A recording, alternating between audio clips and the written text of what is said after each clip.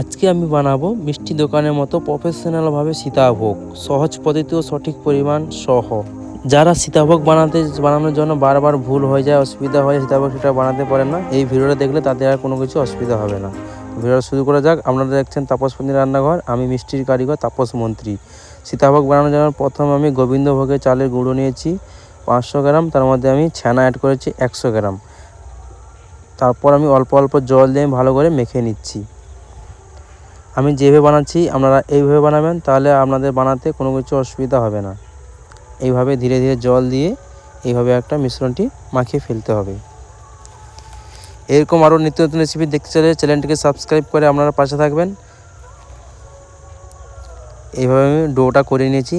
তারপর আমি গ্যাসটা জ্বালিয়ে চিনির রসটা সিরাপটা আমি বানিয়ে ফেলবো।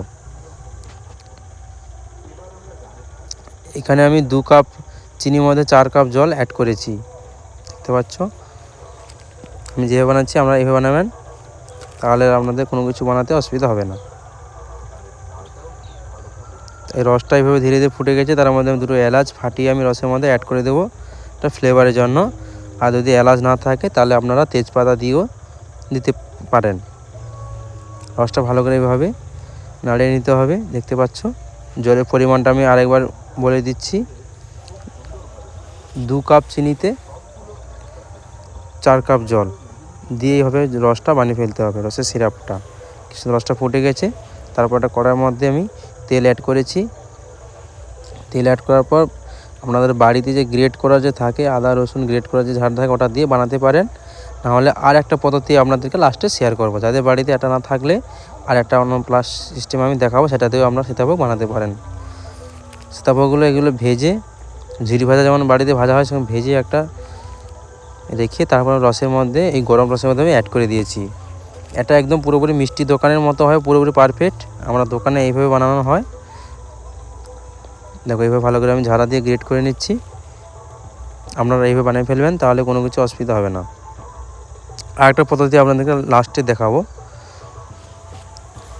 ভেজে এইভাবে রসে দিয়ে দিতে হবে, ব্যাস। এত সিম্পল রেসিপি, কিন্তু বহুত সিম্পল, যে কেউ দেখলে ছোটো থেকে বড় সবাই এই ভিডিও থেকে বানিয়ে ফেলতে পারবে। তার আরেকটা পদ্ধতি দেখাচ্ছি। এই মিশ্রণটিকে পাতলা করে একটা প্লাস্টিকের মধ্যে আমি ভরে, বাটাটাকে ভালো করে পাতলা করে যে কোনো একটা প্লাস্টিকের মধ্যে রেখে আমি প্লাস্টিকের ছেঁদা করে আমি ওর মধ্যে অ্যাড করে দেখাবো। দেখো যে কোনো প্যাকেট নিয়েছি আমি, তাদের বাড়িতে সাধারণত তেলের প্যাকেটই থাকবে, যে কোনো প্যাকেট কভারের মধ্যে এই মিশ্রণটাকে ভরে নেব।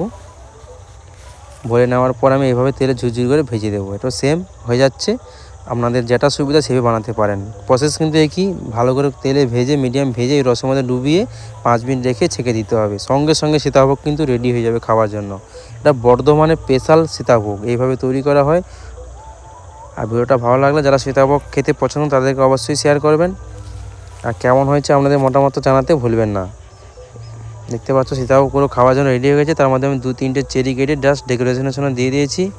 ওয়াও বন্ধুরা, আর একটা কথা বলতে ভুলে গেছি, যদি আমাদের বাড়িতে দেশি ঘি থাকে ওটা অবশ্যই অ্যাড করবেন, রসের মধ্যে দিবেন, তাহলে ঘির ফ্লেভারটা কিন্তু খেতে খুব দুর্দান্ত হয়।